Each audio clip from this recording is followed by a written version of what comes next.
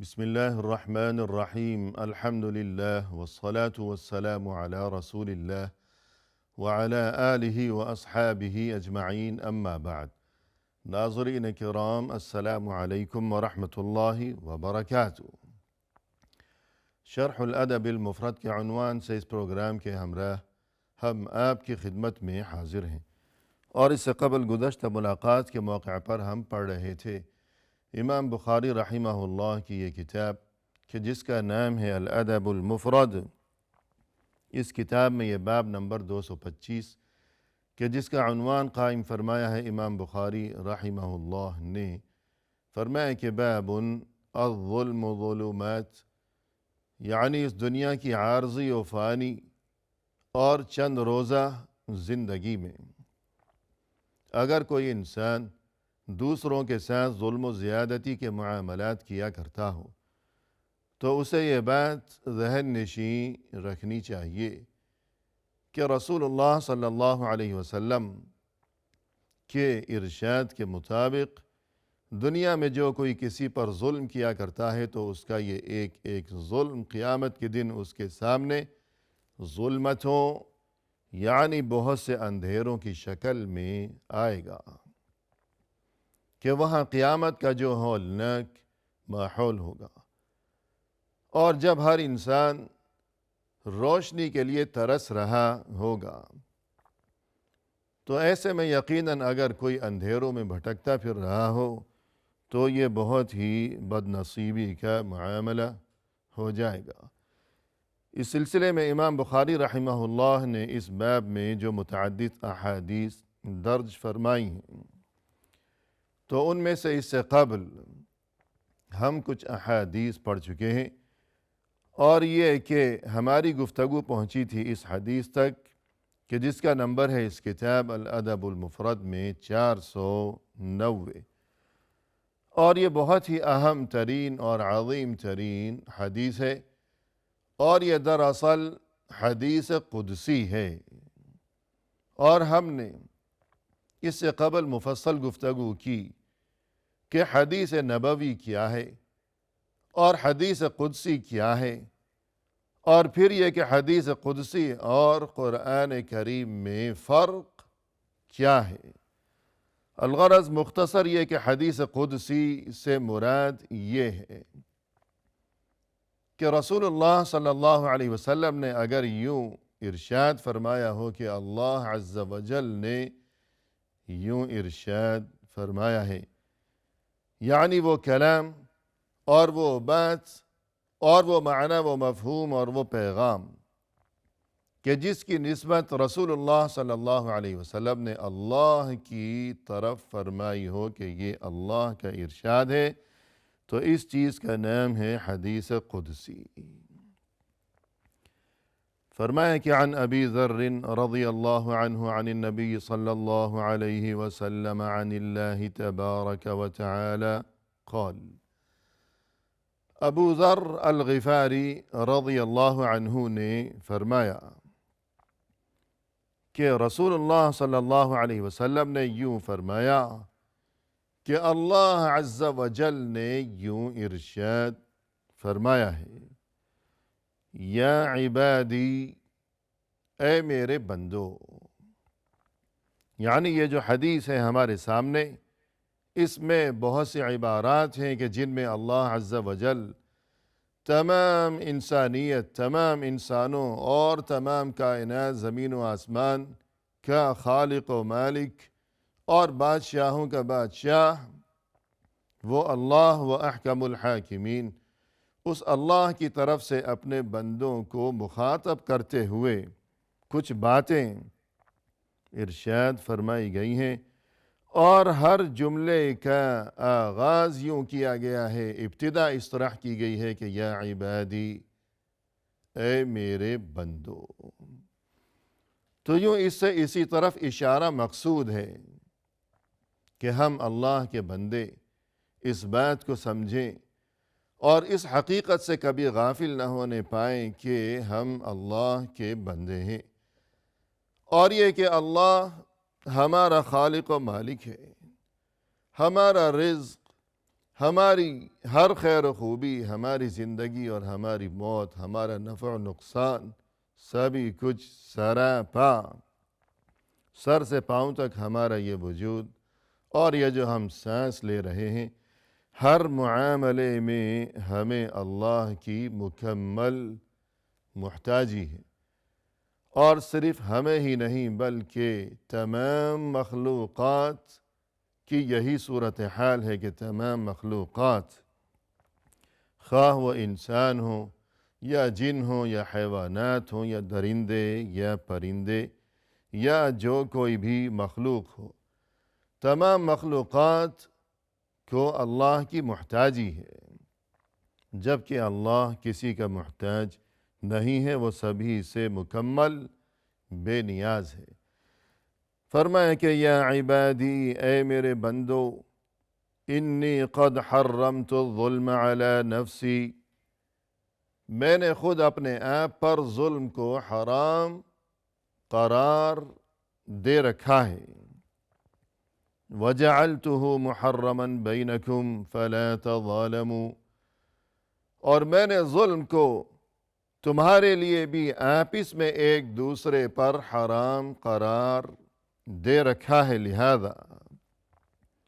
تم آپس میں ایک دوسرے پر ظلم نہ کیا کرو۔ تو فرمایا کہ میں نے خود اپنے آپ پر ظلم کو حرام قرار دے رکھا ہے،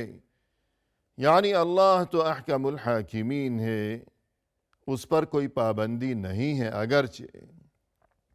لہذا اگر وہ چاہے تو ظلم کر سکتا ہے، اسے یہ قدرت حاصل ہے کہ وہ تو قادر مطلق ہے، لیکن اس کے باوجود یہ اللہ کی طرف سے بڑی مہربانی ہے اور یہ بہت بڑا فضل و کرم ہے کہ ظلم کی قدرت کے باوجود وہ ظلم نہیں کرتا، بلکہ اس نے ظلم کو خود اپنے لیے حرام قرار دے رکھا ہے۔ تو یہ اس کی مرضی ہے کہ وہ جس چیز کو چاہے اپنے لیے حلال قرار دے،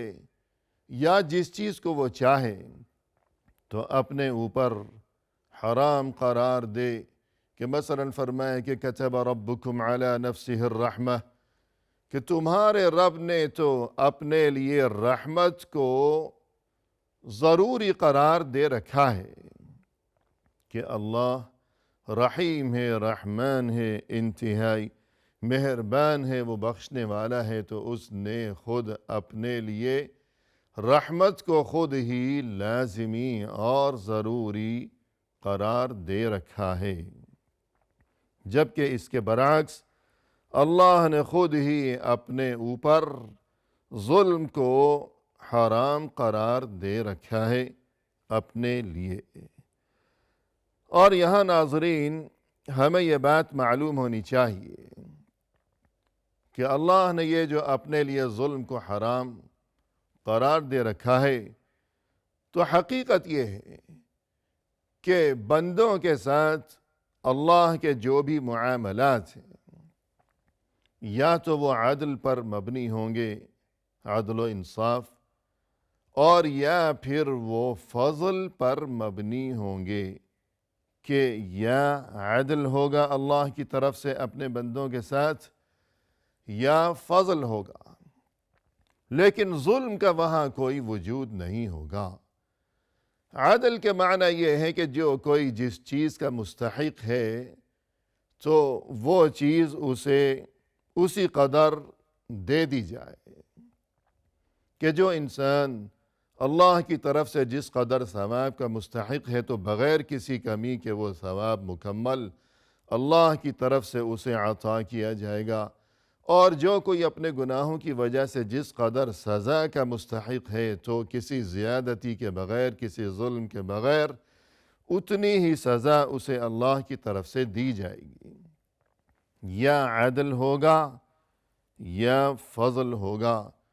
جیسا کہ قرآن کریم میں فرمایا کہ لِيَجْزِيَهُمُ اللَّهُ أَحْسَنَ مَا عَمِلُوا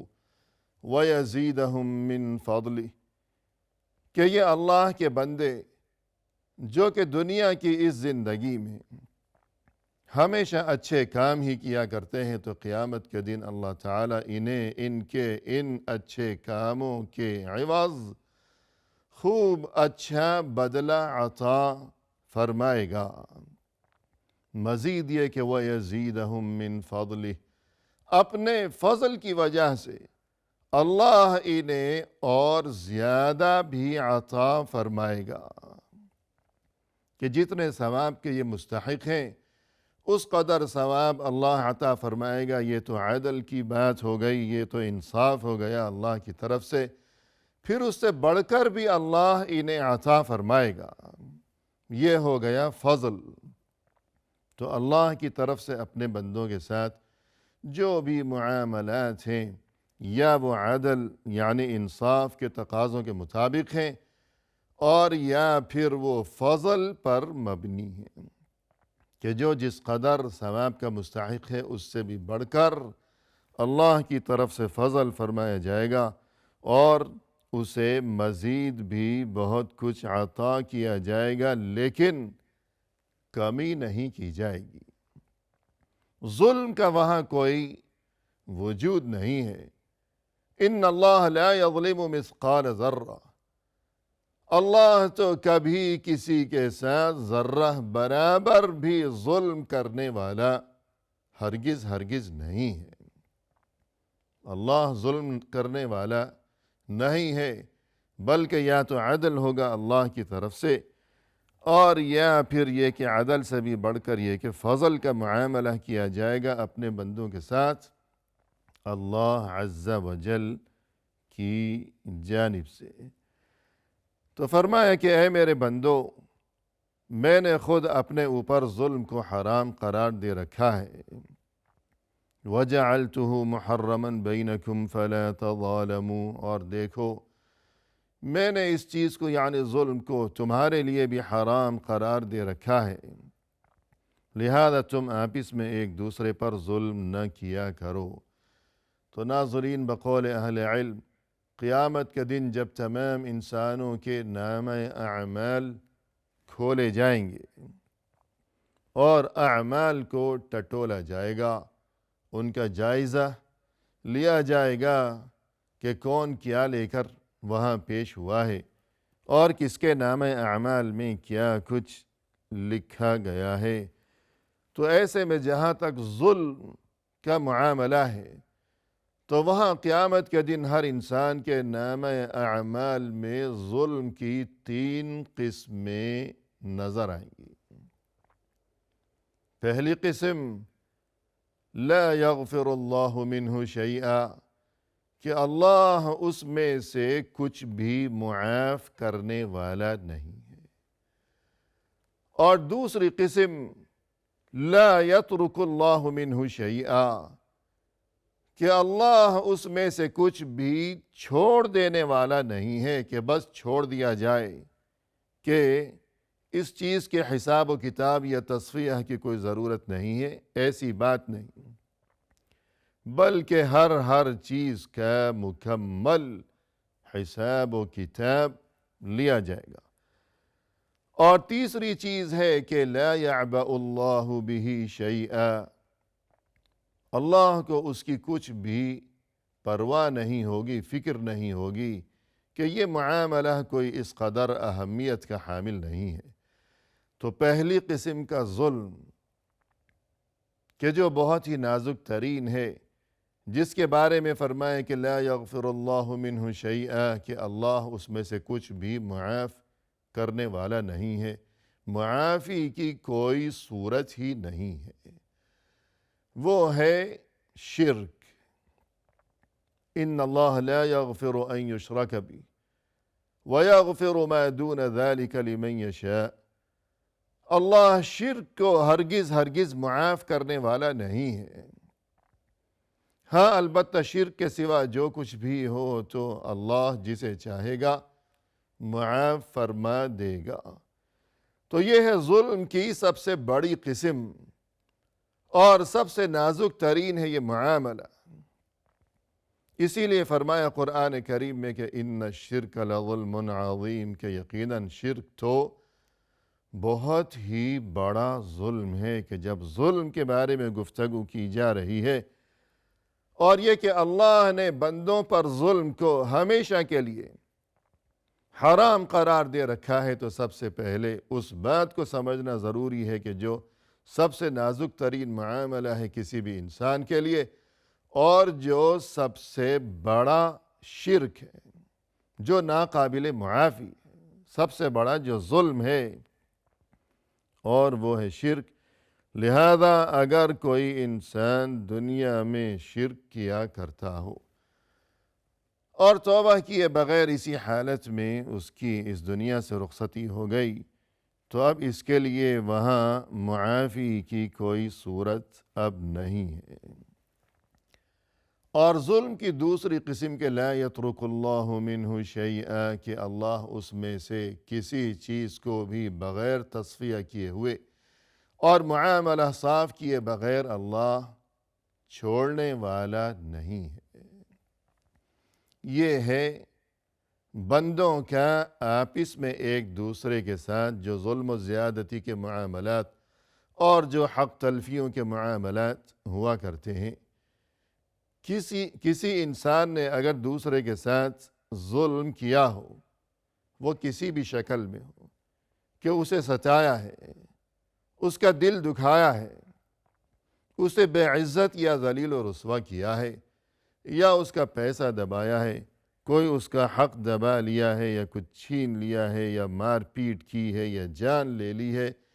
کسی بھی شکل میں انسان نے دوسرے انسان کے ساتھ اگر ظلم کیا ہو، وہ ظلم چھوٹا ہو یا بڑا ہو، اور یہ کہ کسی بھی شکل میں ہی کیوں نہ ہو، مگر یہ کہ اللہ کے ہاں اس کا تصفیہ ہوگا ضرور بضرور۔ مظلوم کو بہرحال اور بہر صورت ظالم سے اس کا حق دلایا جائے گا، وہ ظلم چھوٹا ہے یا بڑا ہے۔ اور تیسری چیز جس کی اللہ کو کچھ بھی فکر نہیں ہوگی، وہ معاملات جو کہ انسان اور اللہ کے درمیان ہیں، کہ جو حقوق اللہ جنہیں کہا جاتا ہے کہ اللہ کی عبادت کے معاملات، مثلا گویا اللہ کے نزدیک یہ سب سے کم درجے کا معاملہ ہے کہ جسے اللہ چاہے گا معاف فرما دے گا، اور اللہ کرے کہ ہم سبھی کے ساتھ بھی قیامت کے دن ہر معاملے میں اللہ کی طرف سے مغفرت و بخشش اور یہ کہ عفو و درگزر کا معاملہ کیا جائے۔ اسی کے ساتھ ناظرین کرام ہمیں اجازت دیجیے، اور حدیث کا بقیہ حصہ لیے ہوئے انشاءاللہ آئندہ ملاقات کے موقع پر ہم حاضر خدمت ہوں گے۔ اس وقت تک کے لیے فی امان اللہ، وآخر دعوانا ان الحمد للہ رب العالمین۔